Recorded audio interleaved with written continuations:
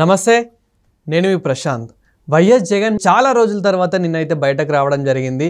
So బయటకు వచ్చాక మరి ఇంతకీ అసలు ఏం మాట్లాడారు? సో అక్కడైతే చాలామంది వైసీపీ కార్యకర్తలు, వైసీపీ నేతలు అయితే చాలామంది అటెండ్ అవ్వడం అయితే జరిగింది.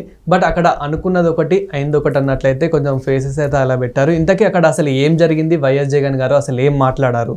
సో దీని గురించి మాట్లాడేందుకు ప్రస్తుతం మనతో పాటు సీనియర్ జర్నలిస్టు దుర్గా కుమార్ గారు ఉన్నారు. నమస్తే అండి. నమస్తే ప్రశాంత్, మన వీక్షకులకు కూడా. సార్, చాలా రోజుల తర్వాత నిన్న వైసీపీ కార్యకర్తలు అయితే చాలామంది మాట్లాడడం జరిగింది. సో అదేవిధంగా వైఎస్ జగన్మోహన్ రెడ్డి గారు కూడా మాట్లాడడం జరిగింది. ఇంతకీ అసలు ఏం మాట్లాడారు, అదేవిధంగా అక్కడున్న కార్యకర్తలు, నేతలు ఎలా రెస్పాండ్ అయ్యారు? అంటే ప్రశాంత్ గారు, ఇప్పుడు మీరు అన్నట్టు కార్యకర్తలు మాట్లాడింది పెద్ద ఇష్యూ కాదు, కానీ ఇప్పుడు పులివెందుల శాసనసభ్యుడు, మాజీ ముఖ్యమంత్రి, వైఎస్ఆర్సీపీ అధ్యక్షుడు జగన్మోహన్ రెడ్డి గారు వంశీ అరెస్టు మీద ఒక సెన్సేషనల్గా మాట్లాడతాడు. రాష్ట్ర వ్యాప్తంగా అల్లకల్లోలం అయిపోతుంది, లేకపోతే ఒక పార్టీకి ఇమేజ్ పెంచుతాడు అని అనుకున్నారు. మా ఊళ్ళలో ఒక సామెత ఉంది, ఏనుగు ఎంతగానో పిచ్చుతుంది అనుకుంటే తుస్సు మందన్నట్టుగా నిన్న ఆ పరిస్థితి వచ్చింది. అసలు ఆయన పక్కనున్న నాయకులే తలలు ఎలాడేసేసారు అప్పటికే. ఇప్పుడు ఒక సామెత ఉంది, నీ మిత్రులు ఎవరో చెప్పు, నీవేంటో మేము చెబుతాం అన్నట్టు. నిన్న ఆయన ఎమ్మడి పెట్టుకెళ్ళిన వాళ్ళు ఎవరండి? కొడాలి నాని, అవును, పేరు నాని. పేదల ప్రజల కోసం పెట్టిన ప్రజా పంపిణీ బియ్యం అన్ని అక్రమంగా అమ్ముకుని, అమ్ముకున్నానని కూడా మళ్ళీ కలెక్టర్కి చెప్పుకుని సంజాయిషి ఇచ్చుకున్నాడు. ఆయన మీద కేసు అవన్నీ నడిచింది. తర్వాత కొడాలి నాని ఏమన్నాడంటే, ఒక 5 పేర్లు చెప్పి మమ్మల్ని కనుక టచ్ చేస్తే ఏమవుతుందో అన్నాడు. నిన్న మొఖం ఏలాడేసుకుని అక్కడికి వచ్చాడు. ఎవరో కూడా అడిగారు, మీరు టచ్ చేస్తే ఏదో అయిపోద్దని అంతకుముందు అన్నారు, కానీ నా ఉద్యోగం ఓడగొట్టేశారు కానీ. అంటే మంత్రి పదవి ఉంటే ఒక తీరు, మంత్రి పదవి లేకపోతే గాలి తీసిన చూబులే. నిన్న అసలు అందరికన్నా మించి జగన్మోహన్ రెడ్డి గారి పెర్ఫార్మెన్స్ అక్కడ. ఎవరైనా సరే ఒక యోగ్యుడైన వ్యక్తి, సమర్థుడైన వ్యక్తి ఒక సమస్యను కూడా తనకి అనుకూలంగా మార్చుకుని తను స్థాయిని పెంచుకోవడానికి ప్రయత్నిస్తాడు. నిన్న వచ్చిన అవకాశాన్ని తను ఉపయోగించుకోలేకపోగా కొండ ఎత్తబోయి కొండను మీద వేసుకుంటే ఏ పరిస్థితి అవుతుందో దాని కింద నలిగిపోయాడు. ఓకే, పార్టీ ప్రతిష్ట కూడా దెబ్బతింది. అసలు నిన్న ఆయన అక్కడికి వెళ్లకుండా ఉంటే కూడా ఇంకొక వాల్యూ ఉండేదనేది వాళ్ళ పార్టీ కార్యకర్తలు, కేడర్లో. నిన్న ఇంకోటి మీరు గమనించండి, అక్కడికి వచ్చిన కార్యకర్తలకి అంతకుముందు వైఎస్ఆర్సీపీ కార్యకర్తలకి సంబంధం లేదు. నిన్న వచ్చిన వాళ్ళంతా హైబ్రిడ్ బ్యాచ్. వాళ్ళ ప్రవర్తన, వాళ్ళ హావభావాలు, వాళ్ళ వేషధారణ, వాళ్ళు ఇచ్చిన స్లోగన్స్ సీఎం అంటున్నారు. అందరూ సెల్ ఫోన్లు పెట్టి వీడియోలు తీస్తున్నారు. వాళ్ళందరూ కూడా ఎప్పుడు జగన్మోహన్ రెడ్డిని చూసిన వాళ్ళు కాదు, రాజకీయ వాతావరణంలో తిరిగిన వాళ్ళు కూడా కాదు. కొత్త బ్యాచ్ వీళ్ళంతా, బ్లేడ్ బ్యాచ్, గంజాయి బ్యాచ్. వీళ్ళని హైర్ చేసి తీసుకొచ్చారు.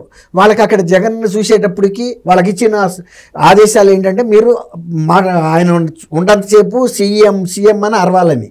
అదొక్కటే అరుస్తున్నారు. ఆయన మాట్లాడే ప్రెస్ కాన్ఫరెన్స్ కూడా వినవటం లేదు, ఆయన ప్రసాలకు కూడా వినపడినంత పరిస్థితి వచ్చింది. తర్వాత ఆయన మాట్లాడిన తీరు, పక్కన వంశీ భార్య ఉంది, ఒక మహిళ ఉందనేది కూడా ఆయన మర్చిపోయాడు. పిల్లల దగ్గర స్కూల్స్లో జరిగిన ప్రోగ్రాంలోకి వెళ్ళి నా ఇంటికి పీకుతారా అన్న అసందర్భ ప్రలాపనలు ఎలా ఉన్నాయో, నిన్న ఆ మహిళని పక్కన పెట్టుకుని ఏం పీకుతారు, పోలీసులను గుడ్డలోడ తీస్తాను అనే మాటలు మాట్లాడాడు. తను ఒక రాజ్యాంగ వ్యవస్థకి ఒక ముఖ్యమంత్రిగా 5 సంవత్సరాలు పనిచేశాడు.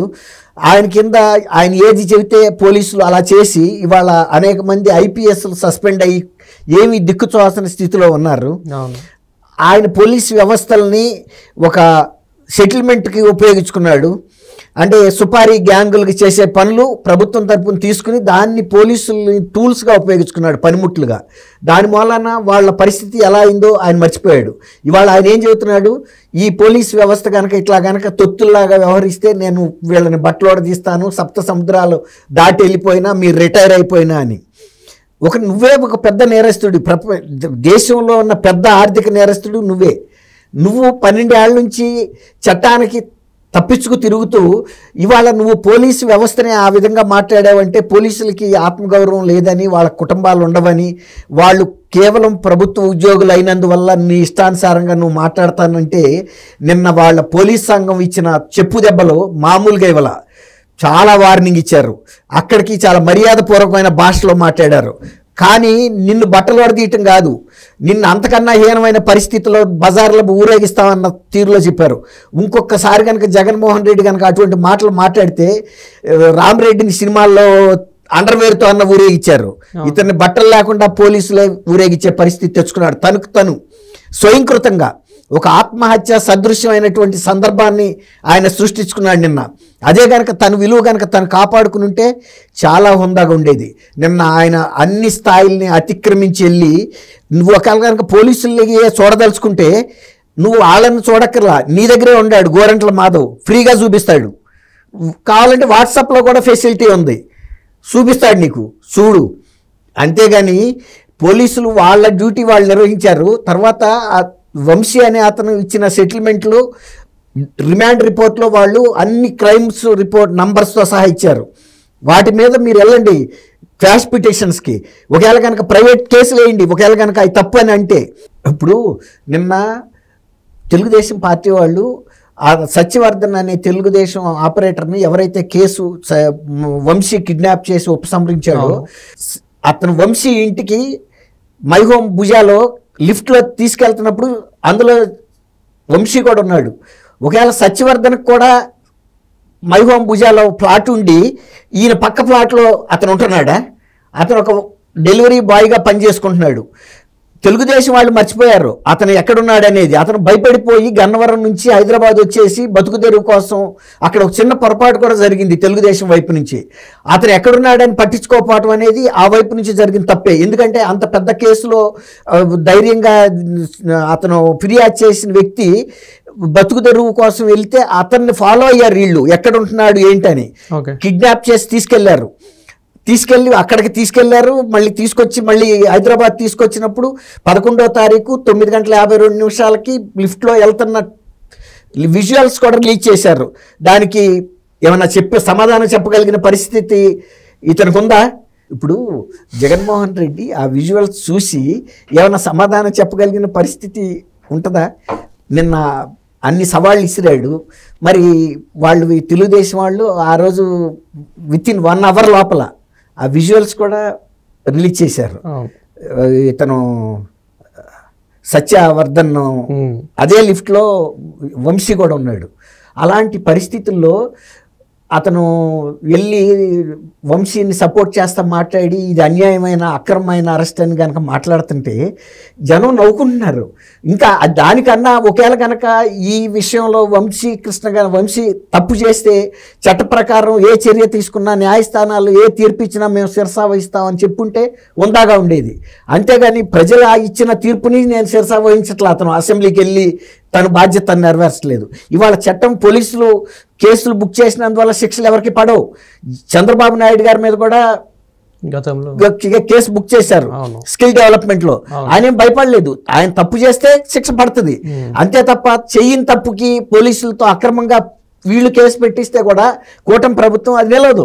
అది ఆ మాట చెప్పుంటే బాగుండేది, ఎస్ మేము న్యాయస్థానాల్లో పోరాడతామని. వాళ్ళు స్పష్టమైనటువంటి ఇవి ఇచ్చారు. తర్వాత ఇదే కేసులో అరెస్ట్ అయిన వేరే వాళ్ళని కూడా ప్రాథమిక సాక్ష్యాధారాలు ఉండబట్టే కదా వాళ్ళందరినీ రిమాండ్కి పంపింది. తర్వాత ఇప్పుడు దళిత నాయకులు అందరూ కూడా ఆశ్చర్యపోతున్నారు. పదవిలోంచి దిగిపోయినా కూడా ఇతనికి ఇంకా బుద్ధి కూడా రాలేదు, ఇంకా కూడా అదే రకమైనటువంటి ప్రవర్తనతో ఉన్నాడు. అంటే కిడ్నాపుల్ని ప్రోత్సహిస్తాడా, తర్వాత దళిత వర్గాల మీద దాడుల్ని ప్రోత్సహిస్తాడా అని వాళ్ళ తర్కించుకునే పరిస్థితికి వచ్చింది. దాంతో వైఎస్ఆర్సీపీ కార్యకర్తలు కూడా చాలా అంటే నిరాశపడ్డారు. నిన్న ఇతను వచ్చినప్పుడు ఒక రకమైన టెంపో అంటే నిన్న సాయంత్రం 7 గంటలకి ఏవో కొన్ని ఆధారాలు మేము రిలీజ్ చేస్తారని చెప్పి సోషల్ మీడియాలో బిల్డప్ ఇచ్చారు కానీ దానికి సంబంధించి ఏం చేయలేకపోయారు. అంతకన్నా 2 గంటల ముందే టీడీపీ వాళ్ళు ఇందులో వంశీకృష్ణ పాత్ర ఉంది, వంశీకృష్ణ ఇంటికి తీసుకెళ్ళినటువంటి క్లియర్ విజువల్స్ టైం మొత్తం సహా అది మై హోమ్ భుజ కాదని చెప్పగలరా? అన్ని ఫ్లోర్లు ఉన్న లిఫ్ట్ ఆంధ్రప్రదేశ్లో ఇంకెక్కడన్నా ఉందా? అంత స్పష్టమైన ఆధారాలు వచ్చిన తర్వాత కూడా ఇంకా కూడా ఏదో మభ్య పెట్టాలని ఆలోచించి దాన్ని కొండ ఎత్తబోయి కనుక మీదేసుకున్న పరిస్థితిగా ఉంది. కాబట్టి నిన్న మాజీ ముఖ్యమంత్రిగా తనకున్న పరువును కూడా తీసేసుకున్నాడు. రేపు పోలీసులు కనుక ఇదే తీరులో కనుక ఇంకొకసారి కనుక మాట్లాడితే కనుక ఖచ్చితంగా వైఎస్ జగన్మోహన్ రెడ్డి తీవ్రమైనటువంటి పరాభవాన్ని ఎదుర్కోబోతున్నాడు అనేది అర్థమైపోయింది. ఇంకా నేనైతే అనుకోవటం మళ్ళీ పోలీసుల మీద ఇంకా నోరెత్తే పరిస్థితి ఉండదు కూడా. నిన్నటితోనే ఆ మర్యాద పూర్తిగా పోగొట్టుకున్నాడు.